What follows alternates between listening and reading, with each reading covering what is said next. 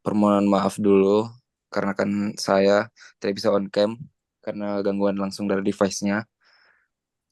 Izinkan kami untuk mengejawantahkan hasil pemikiran dari kelompok kami. Perkenalkan, nama saya Torres Hermola Putra dengan NIM 104022330032.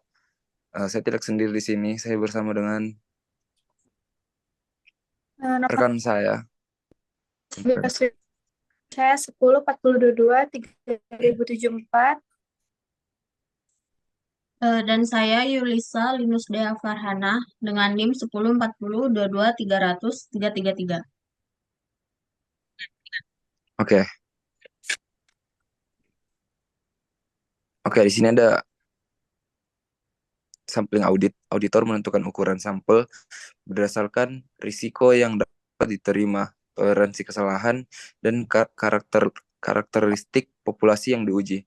Auditor memilih sampel menggunakan metode seperti acak atau sistematis untuk memastikan sampel yang diuji mewakili populasi secara keseluruhan. Setelah pengujian, hasil sampel dievaluasi untuk menentukan apakah penyimpangan yang ditemukan cukup material untuk mempengaruhi kesimpulan audit. Bisa di next. Oke, di sini ada pendekatan umum. Saya mulai dari non-statistik dulu. Sebagian besar kantor audit menyediakan auditor dengan pedoman dan prosedur pengambilan sampel non-statistik dengan tujuan untuk meningkatkan konsistensi selama pengusahaan audit. Selain itu, ketika mengembangkan rencana pengambilan sampel atribut, auditor diharuskan untuk terlebih dahulu menentukan tujuan pengujian audit, mengidentifikasi populasi yang terlibat, menentukan untuk pengambilan sampel serta item kontrol yang harus diuji. Selanjutnya akan dipaparkan oleh saya. Di sini ada resiko sampling. Resiko sampling yaitu timbul dari kemungkinan bahwa jika suatu penguji pengendalian atau penguji substantif terbatas pada sampel, kesimpulan auditor mungkin menjadi lain dari kesimpulan yang akan dicapainya jika cara penguji diterapkan terhadap semua unsur saldo, akun, atau kelompok transaksi. Selanjutnya di sini ada risiko sampling dalam pengujian pengendalian. Sampel pengujian pengendalian menunjukkan efektivitas pelaksanaan memadai, efektivitas pelaksanaan tidak memadai. Efektivitas pelaksanaan sebenarnya dari pengendalian adalah yang pertama ada memadai untuk tingkat risiko pengendalian yang diterapkan, terdiri dari keputusan besar, keputusan salah, atau risiko menetapkan risiko pengendalian terlalu tinggi. Yang kedua ada tidak memadai untuk tingkat risiko pengendalian yang ditetapkan, dibagi menjadi dua, yaitu keputusan salah, risiko menetapkan risiko pengendalian terlalu rendah, dan keputusan benar. Selanjutnya di sini ada risiko sampling dalam pengujian substantif. Sampel pengujian terinci menunjukkan akun tidak berisi salah saji material, akun berisi salah saji material. Kondisi sebenarnya akun tersebut adalah yang pertama tidak berisi salah saji material, yaitu keputusan benar dan keputusan salah, risiko keliru atau menolak.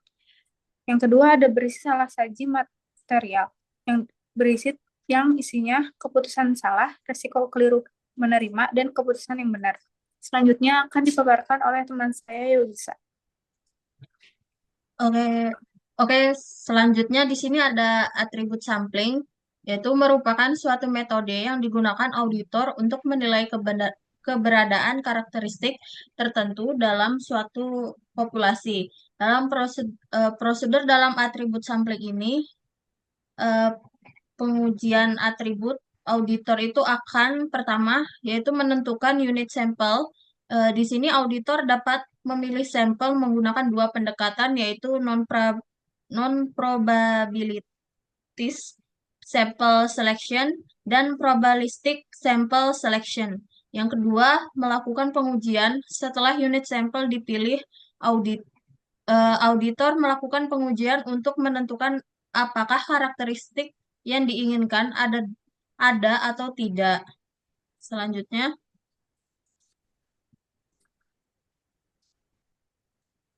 ada tujuan atribut sampling, yaitu pertama, tujuan utama dari atribut sampling adalah untuk menilai apakah tingkat risiko pengendalian berada di bawah batas maksimum yang telah ditetapkan. Yang kedua itu untuk mengidentifikasi dan menganalisis frekuensi ketidakpatuhan terhadap prosedur pengendalian. Lanjut, Eh, di sini ada non-probabilistic sample selection, yaitu pertama ada block sampling. Auditor memilih transaksi di bulan-bulan tertentu, misalnya bulan Januari, Juni, dan Desember. Yang kedua itu ada hazard sampling. Eh, pengambilan sampel secara sembarangan tanpa aturan atau prosedur tertentu sehingga hasilnya sering tidak representatif dan bias. Lanjut.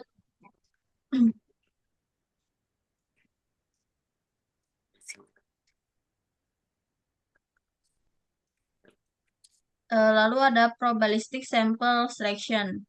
Yang pertama ada random sampling. Pemilihan sampel dilakukan secara random dengan menggunakan judgement akuntan publik. Dua, systematic simple selection. Metode pengambilan sampel di mana elemen-elemen dalam populasi dipilih dengan interval tetap setelah memilih elemen pertama secara acak. Yang ketiga ada stratified sampling. Ini metode pengambilan sampel di mana populasi dibagi menjadi kelompok-kelompok atau strata berdasarkan karakteristik tertentu. Lalu sampel diambil secara acak dari setiap strata.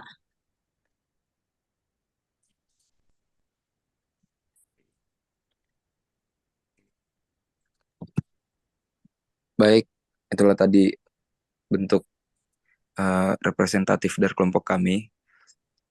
Saya harap dapat diterima secara masif dan komprehensif. Kurang lebihnya mohon dimaafkan. Wassalamualaikum warahmatullahi wabarakatuh.